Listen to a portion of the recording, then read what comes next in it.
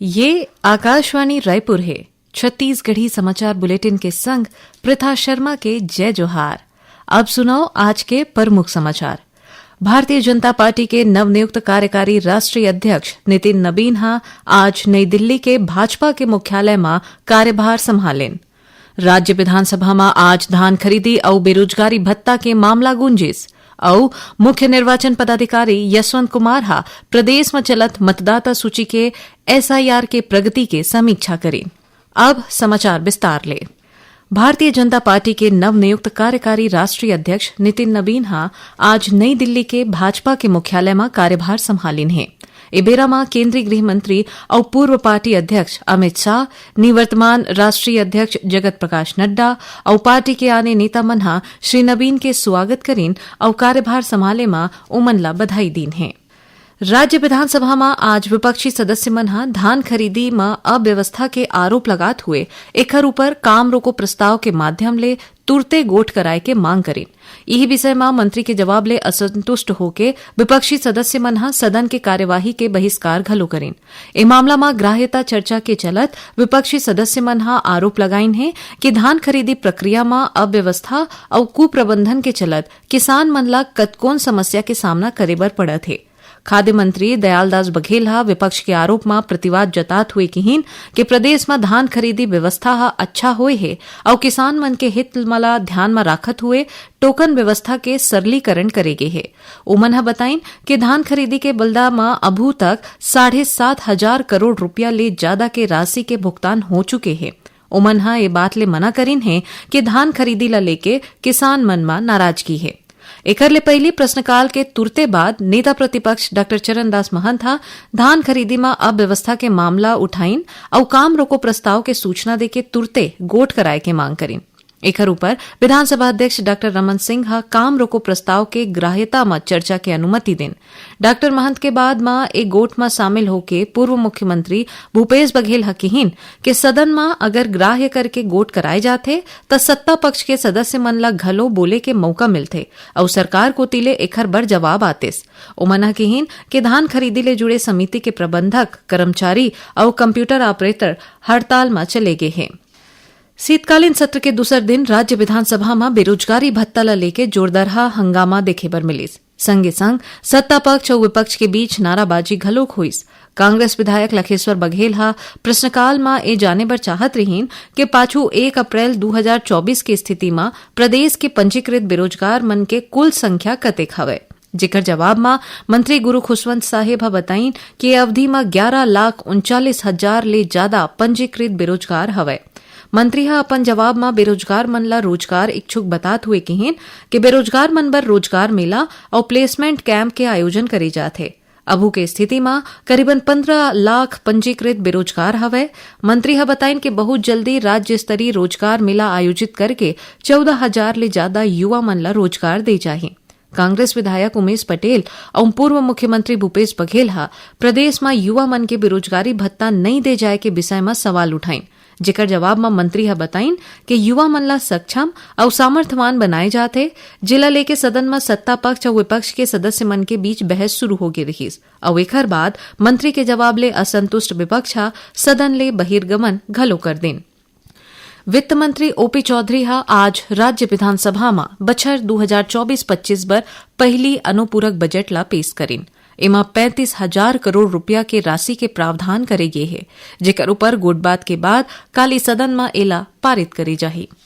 आकाशवाणी केंद्र रायपुर को तिले SBI सम्मान राष्ट्रीय नायकों को श्रद्धांजलि विषय ऊपर एक ठिन विशेष कार्यक्रम के प्रसारण करे जाही। एक कार्यक्रम काली 16 दिसंबर के बिहिनिया 9:15 बजे ले 9:30 बजे तक आकाशवाणी केंद्र रायपुर ले सुने जा सकी। एकर प्रसारण छत्तीसगढ़ के सबो आकाशवाणी केंद्र ले करे जाही। छत्तीसगढ़ी समाचार बुलेटिन आप मन आकाशवाणी रायपुर ले सुनत हव। छत्तीसगढ़ के खबर ले है आपकी वास्ता और खबर के विश्वसनीयता ले है हमार वास्ता। आकाशवाणी समाचार रायपुर के प्रादेशिक समाचार बुलेटिन के संगे संग हमार समसामयिक कार्यक्रम आप रेडियो के संग अपन मोबाइल में घलो सुन सकत हो। आकाशवाणी समाचार फेसबुक, ट्विटर और यूट्यूब में घलो हावय।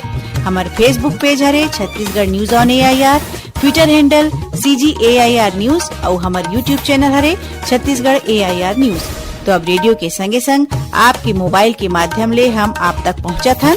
छत्तीसगढ़ के हर खबर पर सुनत रहो आकाशवाणी समाचार।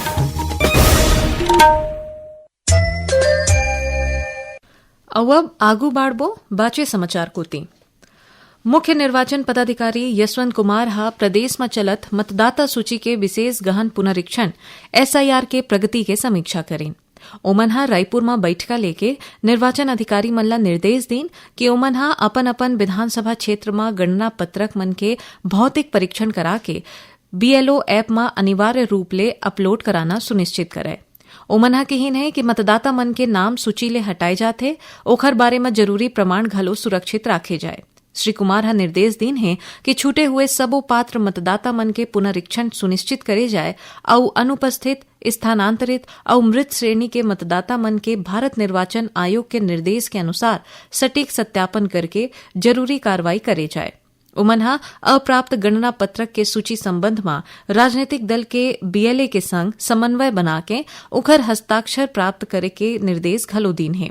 मुख्य निर्वाचन पदाधिकारी हा अधिकारी मन ला ये सुनिश्चित करे बर कहीन है कि कोनो भी पात्र मतदाता मन के नाव सूची ले झन छूटे रहे। भारतीय प्रौद्योगिकी संस्थान IIT भिलाई में जेनजी पोस्ट ऑफिस पहल के शुरुआत करेगे है। छत्तीसगढ़ परिमंडल के मुख्य post master general Ajay Singh Chauhan और IIT के भिलाई के निदेशक प्रोफेसर राजीव प्रकाश हा आज ए डाक घर के शुभारंभ करे। ए पोस्ट ऑफिस ले शुरू करे के उद्देश्य नवा पीढ़ी खास करके जेनजीला डाक नेटवर्क ले सरलग जोड़े रखना और डाक सेवा में उखर सक्रिय भागीदारी ला सुनिश्चित करना है। एकर ले जवान लइका मन ला डाक विभाग के बदलत भूमिका जैसे डाक बैंकिंग, लॉजिस्टिक, डिजिटल सेवा और जन कल्याणकारी योजना ले परिचित कराए जाही। उन्हें पढ़ैया लइका मन ला डाक सेवा ले जुड़े नवाचार, सुझाव और सहभागिता बर घलो प्रोत्साहित करे जाही।